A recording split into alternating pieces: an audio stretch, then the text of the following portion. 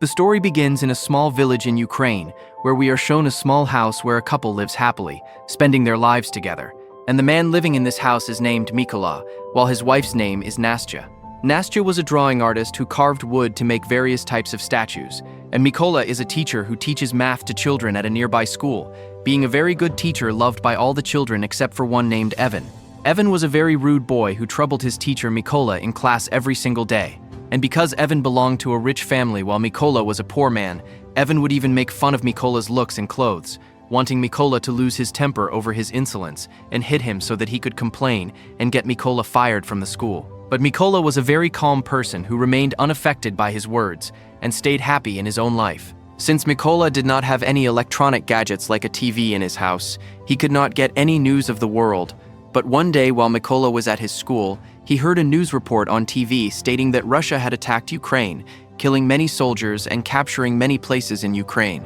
When Mykola returned home in the evening, he found out that his wife was pregnant, which brought him immense joy because he was now going to become a father, and they celebrated this happiness together. The next day, Mykola said goodbye to his wife and set out on his bicycle toward the school to teach the children. But while he was on his way, he saw two soldiers standing and lighting cigarettes while wearing a completely different uniform that did not look like a Ukrainian soldier's uniform at all, which felt strange to him, but Mykola figured that perhaps the government had changed the soldier's uniform, so he didn't pay much attention to it and quickly reached his school. However, when he entered the school, he saw that the entire school was completely empty, and not a single child had come to school, which made him sense that something was wrong. And just then, he saw a news broadcast on TV reporting that Russian soldiers had entered Ukraine to capture it, making him realize that the soldiers he saw on the way were actually Russian. Thinking of this, he grew deeply worried about his wife because she was home alone, and he immediately hopped onto his bicycle and rushed back toward his house, but it was already too late. When Mykola reached home, he saw those two soldiers brutally beating his wife, and though Mykola tried to save her, those soldiers beat him up as well, prompting Mykola to beg them, pleading not to beat his wife because she was pregnant, but the soldiers did not listen to a single word and kept beating them both. After a while, a Russian soldier searched Mykola's house, and upon finding nothing of use inside, he set Mykola's house on fire in a fit of rage and started to leave, but seeing her house burning, Nastya turned red with anger, picked up a stone, and began throwing it at the Russian soldiers, seeing which one of the soldiers fired a shot, killing Nastya on the spot. Seeing his wife die, the ground slipped beneath Mykola's feet, and he went over to his wife, took her into his arms, and began weeping uncontrollably. After a few hours had passed like this, two Ukrainian soldiers came to Mykola, feeling deeply sorry upon seeing his deceased wife, and placing a hand on Mykola's shoulder to tell him not to lose hope, after which the two soldiers began digging a grave for Mykola's wife, and told Mykola to bury his wife there. After his wife's death, Mykola was completely shattered and left entirely alone, as those Russian soldiers had not only killed his wife, but had also killed his unborn child and burnt down his house, meaning he was now burning with the fire of revenge and had to kill the Russian soldier who shot his wife at all costs. The only way to take revenge on that soldier was to join the Ukrainian forces, so he requests those two soldiers right there to please take him along because he also wants to join the Ukrainian army, following which the two soldiers agree to Mykola's request, put him in their vehicle, and take him to the military base. Before leaving, Mykola takes a small statue handmade by his wife, which she had crafted for his protection. When they reach the military base, their senior gets angry at the two soldiers upon seeing Mykola and refuses to recruit him into the army because the senior suspects that Mykola might be a spy. But once the senior gathered detailed information about Mykola from the two soldiers, and Mykola himself explained the entire situation of how the Russian soldiers brutally killed his wife and burned his house, leaving him with no reason left to live, he assured the senior that he wanted to free the country by killing the Russian soldiers.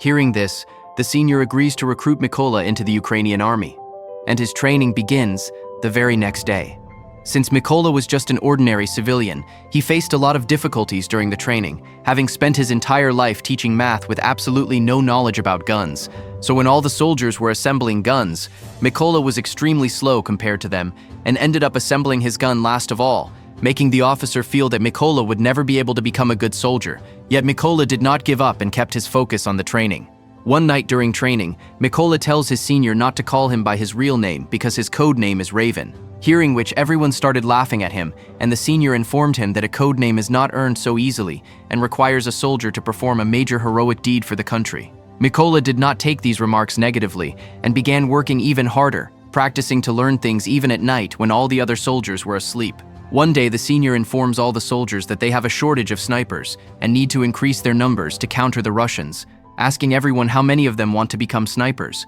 hearing which a few people stand up, and Mykola is among them because he too wanted to become a sniper. Seeing Mykola, all the soldiers began to laugh, and the senior tells him that he is not ready to become a sniper yet since he cannot even assemble and disassemble a gun properly, let alone become a sniper. To which Mykola replies that he can become a good sniper and only needs one chance to prove himself. Hearing this, the senior tells Mykola that fine, he must assemble this gun within just 20 seconds. And to prove himself, Mykola blindfolds his eyes, quickly dismantles the gun, reassembles it, and takes only 18 seconds to complete the task. Everyone is left stunned by Mykola's agility, and the people who were laughing at him earlier now begin clapping for him, while the senior is also impressed by Mykola and includes him in the sniper training after witnessing his capability. During the training, Mykola is handed an old model gun while the others are given new, modern weapons, seeing which Mykola demands a modern weapon too, but the senior tells him that if he wants that gun, he will have to prove himself, leaving Mykola with no choice but to take what he got and leave.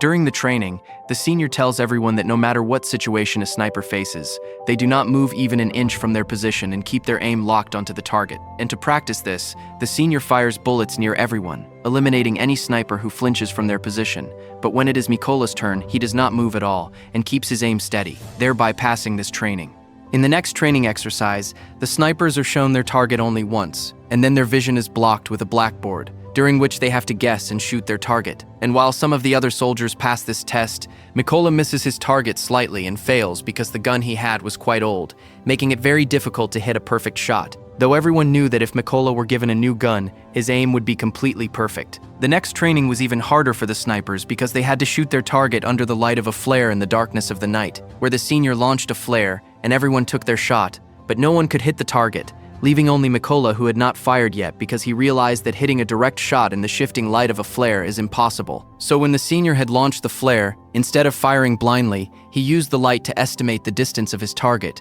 and utilized his math knowledge to hit a perfect shot. Seeing this, his senior and the other soldiers were left astonished as this task had never been completed by anyone before, and since only Mykola accomplished it, the senior was highly impressed and granted him his desired code name, Raven. Days passed like this as Mykola put his heart and soul into his training, and finally, the day arrived when their training results were to be announced, where the colonel saluted Mykola and informed him that he had passed the test. A few days later, the colonel comes to Mykola and tells him to pack his bags because they have to go on a mission, receiving reports that some Russian soldiers have captured a checkpoint, which is where the real story begins. Soon, Mykola's team reached the location and took their positions, and just as they were about to eliminate the Russian soldiers, they spotted a vehicle in the distance moving toward the checkpoint, causing the colonel to order everyone to hold their fire. Over there, the Russian soldiers stopped the car, told the occupants to step out, checked their passports, searched the entire vehicle, and when everything seemed fine, they permitted them to leave, but kept their passports, and when the people asked for their passports back,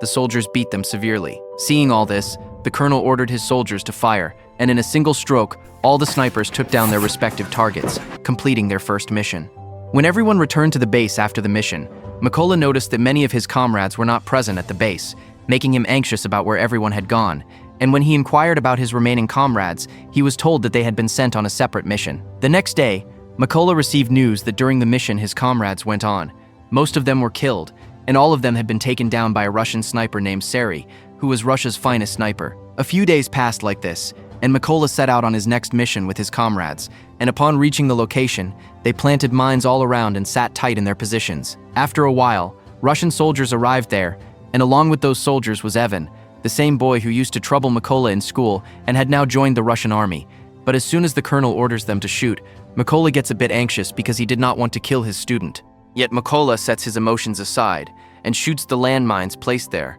causing a massive explosion that kills all the Russian soldiers, including Evan. After everything is under control, the colonel furiously asks Mykola what he was thinking when he ordered them to shoot, to which Mykola replies that one of his students was among those Russian soldiers, and he did not want to kill him, prompting the colonel to explain to Mykola that he shouldn't feel any sorrow over Evan's death because here he wasn't his student but his enemy, and since joining the Russian army was Evan's own choice, he didn't need to feel bad for him. After completing the mission, they all returned to their base camp, and since the colonel fully trusted Mykola, he spent most of his time with him, showing Mykola his family photo and sharing that there are 3 people in his family, including his 2 daughters who are unaware that their father is a soldier because he told them he does business, and his wife has also never revealed to the children that he is a soldier. Here, Mykola also shared his full story with the colonel about how brutally the Russian soldiers killed his wife, becoming quite emotional during the conversation, but the colonel comforted him. The next morning, they all set out on their next mission, which was very important because they received intelligence that a group of Russian soldiers was going to pass through that route, so the colonel and Mykola quickly reached the location and took their positions. After a while, they spotted 2 Russian soldiers who were waiting for the rest of their team, and Mykola notices that one of those soldiers is the one who shot his wife, standing directly in Mykola's crosshairs. So Mykola requested permission to fire, but the colonel refused to allow it. Now Mykola was turning red with anger because the soldier standing in front of him had killed his wife and he had joined the army solely to take revenge for her, so he requested permission to fire once again. But the colonel denied it a second time, yet Mykola could no longer control his emotions and pulled the trigger. The bullet hit the soldier, killing him instantly, but the bad part was that the Russian soldiers discovered their location, causing the colonel to exclaim to Mykola about what he had done. And the worst part was that Russia's most dangerous sniper, Sari, was also sitting in position and now knew their location too. The colonel also knew that Sari was nearby and began searching for his location, but before he could spot him, Sari delivered a headshot, killing the colonel on the spot. Now Mykola realized what a massive mistake he had made, as the colonel lost his life because of his error, and learning that the Russians had pinpointed their location, while the Russian soldiers launched heavy firing and bombardment upon him. Mykola decided to retreat given the worsening situation, picking up the colonel's body and moving back from his position. Soon, he made it out of the enemy territory and reached straight back to his base, feeling immense regret over the colonel's death and blaming himself for it, swearing that he would kill Sari to avenge the colonel's death. Shortly after, Mykola received intelligence about 2 Russian snipers and immediately set out on his next mission, reaching his location and taking aim, soon managing to shoot down 1 sniper. But while killing that sniper, the second sniper shot Mykola in the arm, though he did not give up and somehow managed to gun down that second sniper as well. Since he was severely injured, he went to a secret base to give his body some rest, during which he received a call from the army major, who informed Mykola that they had located the sniper who killed the colonel, after which Mykola reached his base, where the major began briefing everyone about the sniper. The major explains that the sniper's name is Sari. He is Russia's finest sniper, whose aim has never failed, and since Sari has already killed 6 of Ukraine's most capable snipers, they must not take him lightly, further sharing that Sari is a sniper who usually does not change his position and hunts his enemies from one specific location. Now, all these people formulate a plan to split into 2 teams and head to Sari's location, where according to the plan, their first team will launch a frontal attack on the Russian soldiers, and while they are busy dealing with this attack, their second team will ambush them from behind, allowing Mykola to use this opportunity to enter the building and kill Sari. Once the entire planning was done, they all headed toward the location, and upon reaching, all the snipers took their positions and waited, while Mykola quietly entered the building where he spotted 2 Russian soldiers busy talking to each other, whom Mykola killed without any delay before moving further into the building. After this, he signaled his team as planned, and upon receiving the signal, the snipers positioned outside eliminated all the soldiers, while Sari noticed that none of his comrades were reporting back to him, sensing something was wrong and prompting him to head to the building's roof, where a Russian sniper was already stationed. However, when he went up and looked at the sniper, he found him dead, causing panic to rise in his heart as Sari realized that the Ukrainian soldiers had surrounded him from all sides, leading him to contact his base for backup, but the backup team was still going to take another 10 minutes to reach him. Hearing this, he quickly moved to his position to scan for Ukrainian soldiers, but right then, he noticed a small statue placed on the table in front of him, which had actually been left by Mykola after Sari went out and was the same statue given to Mykola by his wife, and before Sari could process this, Mykola attacked him, stabbing him repeatedly to take his life. However, due to this scuffle, the other sniper present in the building became slightly alert, but before he could do anything, Mykola threw a grenade near him, eliminating this last sniper in the blast. A short while later, the backup team called by Sari reached the building, completely unaware that Sari was already dead. So when they called Sari, Mykola picked up the call on the other end and told them that they were all going to die, shooting the truck driver right after saying this. As the shot rang out, chaos erupted among the Russian soldiers, and they all jumped out of the truck, oblivious to the fact that the Ukrainian snipers were waiting in ambush for them. And the Ukrainian soldiers opened heavy fire, picking off the Russian soldiers one by one. A few days after this mission, Mykola visited his wife's grave because the promise he made to her had now been fulfilled, having killed all the people who murdered his wife and the colonel. And here Mykola swore that he would continue to serve his country until his last breath, walking away after saying this, which brings the film to an end. So if you liked the video, please make sure to subscribe to our channel and like the video.